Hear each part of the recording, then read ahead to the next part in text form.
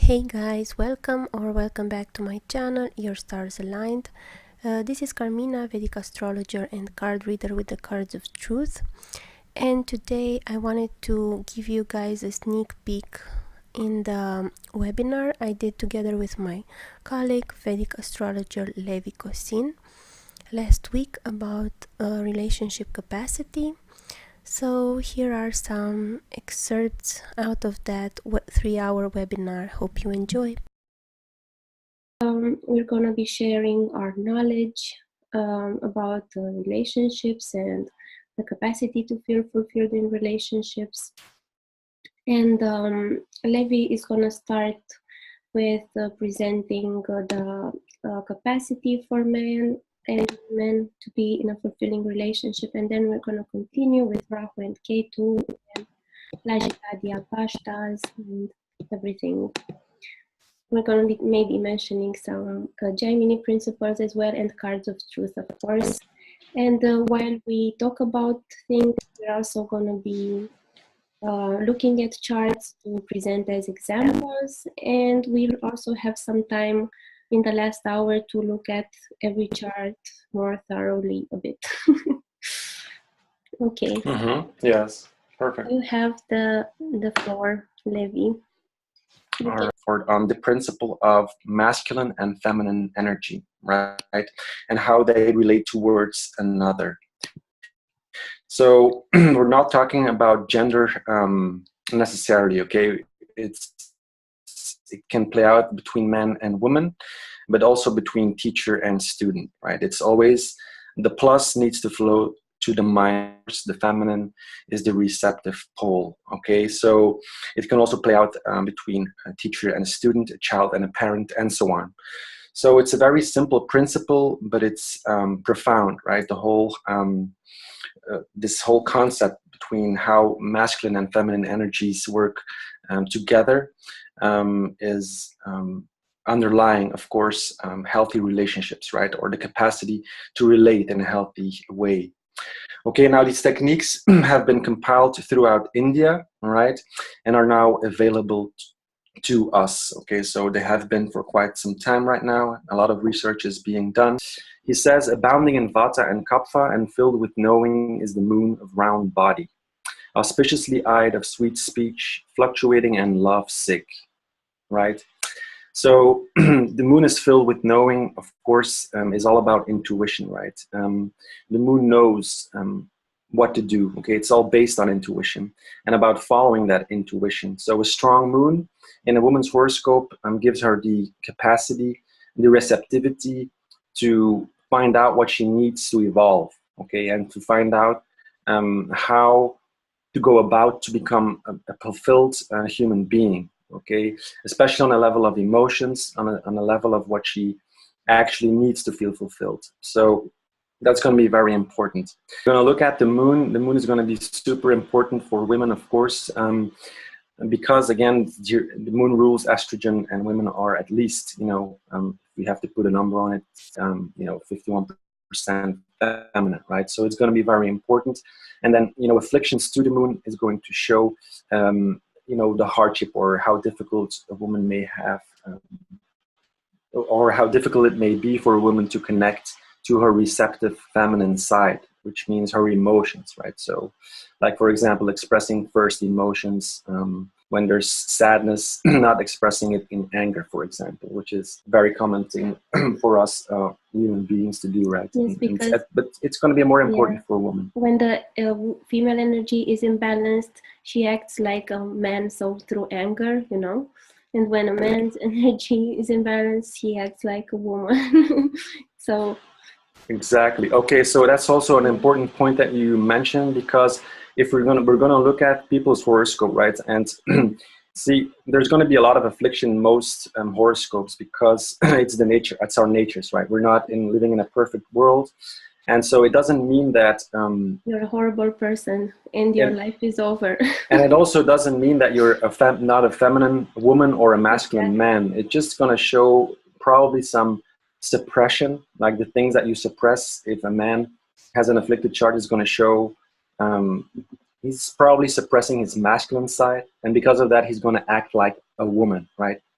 and it's vice versa for a woman. So if a woman doesn't have the capacity for yogas, it just shows that she's going to have a harder time receiving. And then because of that, she's going to act like a man. Okay, so she's going to suppress her feelings, her receptive side, and she's going to become more like a man. So that's not how it's supposed to, of course. And these, yogas, chastity and capability yogas will point to that, right? First, we looked at whether the ascendant and the moon for women and the ascendant or the moon for men are in odd or even signs, because these odd signs are masculine and even signs are feminine, right? Mm-hmm. So this is one of the first basic things that we look at. And then we also look at planetary influences to the ascendant, and we're going to look at, the fourth from the ascendant and the fourth from the moon for women, and we're going to be looking at the 10th from the ascendant and the 10th from the sun for men, right? Mm-hmm. And yeah.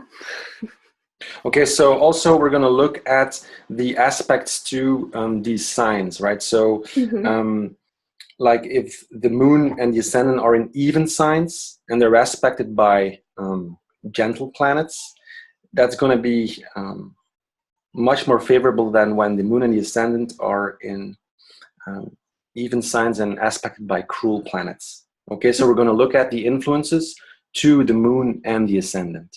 Okay, and we're going to pull a couple of charts up here. Okay, so Hilda had a moon and ascendant in the odd signs of Leo, right? So that would, make her a little more masculine. And so the aspects to the moon would be a malefic sun aspecting up to 53 points. See, and also the sun is considered, it's malefic, but it's considered, it's the sun, right? It's a noble, like in the Gemini school, it's a noble separator, yes, right? It separates, but it does it in a way because your soul needs to grow, right? And you're ready to kind of let that thing go also. Yeah. Okay, so it's a Leo ascendant. That's correct, right? Mercury and Saturn on the ascendant. Mm-hmm. Yeah, and then Sun is in Cancer. So the ascendant is in an odd sign, Sun is in an even sign. The aspects to the Sun is, this is a waning moon, right? So this would be a full moon. Moon is in one sign further, so it's a waning moon, so malefic moon, slightly malefic. Now Jupiter is conjuncting the Sun. That's a great combination, especially because Jupiter is exalted, right? That's really good. And and there's wow, this is actually really good for the Sun. If the birth time is correct. But even if it's not correct, Jupiter will still be with the Sun, and Jupiter delights every planet is with, right? So yes, any planet that is conjunct Jupiter is benefiting from Jupiter, absolutely. And then what is it? The aspects to the first house cusp is only a waning moon, so can't really see, but it's fine, it's good, it's positive, right? And then we're going to look at the Trimsamsha chart. So Sagittarius is the ascendant, an odd sign. The Sun falls in Aquarius, also an odd sign. So that will definitely help Bob in initiating things, right? Mm-hmm. Okay, so because we're talking about like masculine energy needs to do something to feel validated. So feminine energy is all about receptivity. Yes. Okay, so it wants to be nurtured for what it is, not so much for what it does, right? So, as I was saying, it's good for men. Not, I mean, if they have it, they have to work with it. But ideally, men shouldn't have like malefics in the 10th house, because they disrupt their capacity to do the great deeds in the world, and work their masculine energies and be like the Sun. And especially it's bad to have like Ketu in the 10th house, because Ketu is a neutral planet, right? And also in the ascendant, I'm going to be talking later about Rahu and Ketu, but this is a little snippet. So if you have like Ketu there, Ketu feels, wherever Ketu is, infuses an underlying like disappointment with the actions of of that house. So we don't want Ketu there in a man's chart. Also for a woman, it would be ideal not to have Rahu, which is the north node, or Saturn in the fourth house, because as I was saying, the fourth is the mind, and if we have like malefics there, like we're not being honest with ourselves first and then with the other people. And for a woman, the most important thing is, like the healthiest thing for femininity is to be able to express your emotion honestly, like what, like your first emotion, right? Not your second or third or fourth emotion, but how you feel. Like for instance, somebody breaks up with you, the first emotion is sadness, right? So you have to be able to express that sadness. An unhealthy manifestation of the female energy would be like anger and like breaking things and stuff like that. You know, that's like the third or the fourth reaction. So really, when we have people who have like afflictions to the moon, we counsel them to really, okay, just be honest to yourself, and really how you feel is how you should react, right? Like this is a good exercise for afflictions to the moon. Yeah. Well, I was going to say that also the fourth, relates to contemplation, and it rules lakes and pools, so it's containing. So everything flows to the fourth house because it's the lowest point in a horoscope. And maybe we can get we can give everything here. In the ascendant or fourth from the ascendant, where a woman can make her extremely opinionated, right? And also logic can prevail feeling. For sure, like that the feeling comes secondary, that she wants to, like Mars is that active force, that Pitta force as well, wants to do and wants to be validated for what it does, rather than receive what it needs, right? Yes, exactly. In relationships, right? Because again, Rahu is that point that Rahu always indicates where we are underdeveloped. This is what is always being said, right? So it's like Ernst always compares it with, imagine that they drop you in the jungle with a knife, naked, and you have to survive, That's Rahu. So it's the north node of the moon, and it's, what is also being said is one of the reasons why we, reincarnate, right? Because we're coming to balance that part of our soul out, right? Or we come in to integrate that part of our being and to become a more balanced being. So that would be a very tricky placement, right? Rahu in the fourth from the moon, considering the things we mentioned. Then Ketu would hide, like hiding emotions, and Ketu is the most narrow planet. It's the south node of the moon. It's, it tends to suck things in. It wants to hide things, and in that sense, narrow. But it's also a spiritual. Yes, it's good for astrology and spirituality. Definitely, because it's such a narrow thing. It can narrow your focus so intensely that it can become very difficult, but at the same time, it can be extremely liberating. And Ketu is the planet that is eventually there to bring to full liberation, to receptivity, to being connected to her feelings,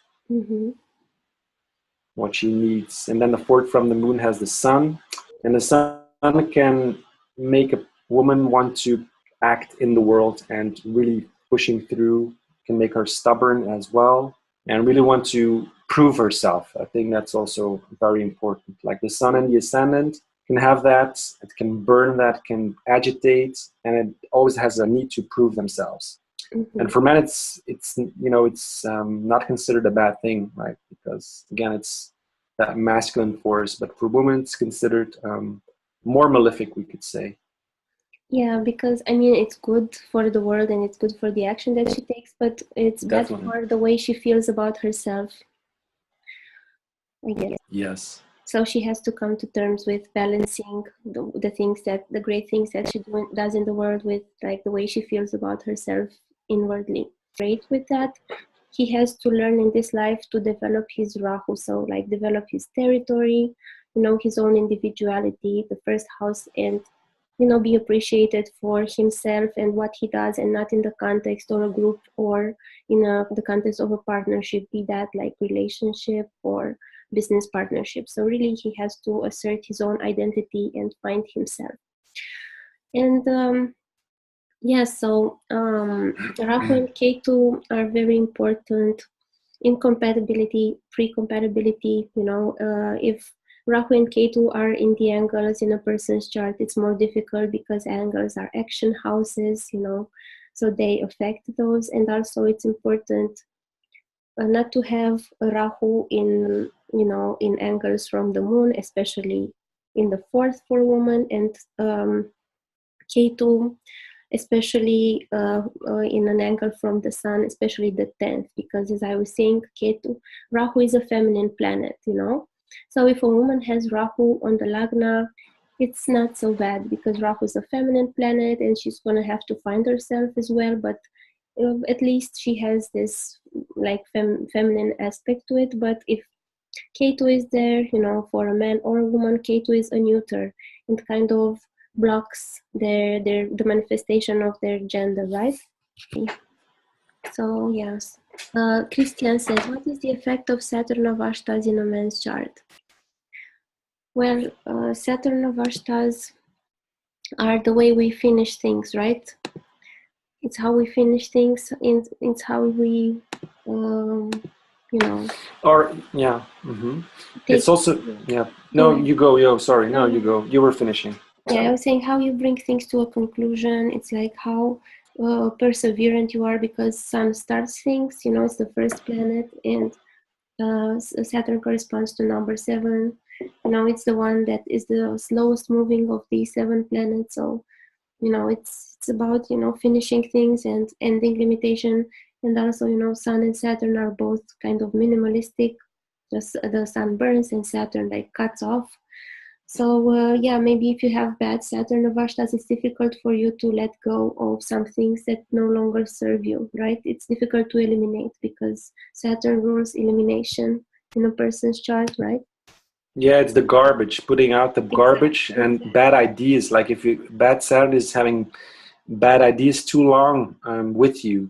Yes. And you're also your resistance to suffering in general is also seen by Saturn and Saturn's condition.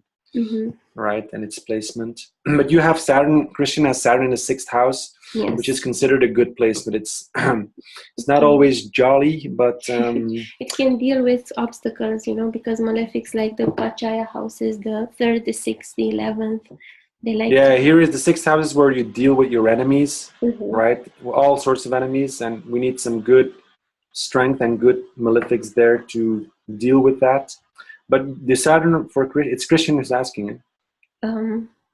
Is it Christian who's asking? Yes, Christian was asking. Yeah, it's quite fine. You have good support from Venus, which is going to soothe that because Venus is a soothing planet, and Mercury is, of course, also always helping out. It's balanced perspective, and then there's some red here, but Sun starving Saturn is not. It's not going to damage it because Saturn is very powerful in Shambhala, operational strength, and it keeps its minimum required, so that's not going to be a problem. Moon Saturn, so it's whenever you have a problem, it's the biggest problem is probably going to be on an emotional level. So if you have any problem, always look for the emotional problem, the level of emotions. Look at it from that perspective. Also, if you try to deal with or find a cure or something, it's always happening within your emotional body most strongly.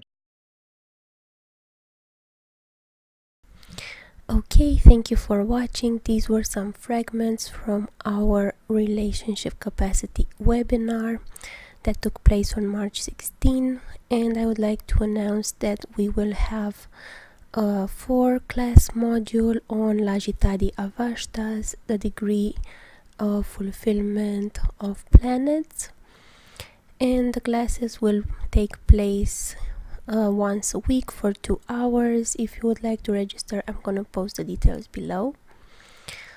So yeah, don't forget to check out my other videos and my website yourstars-align.com for more updates and info. See you later.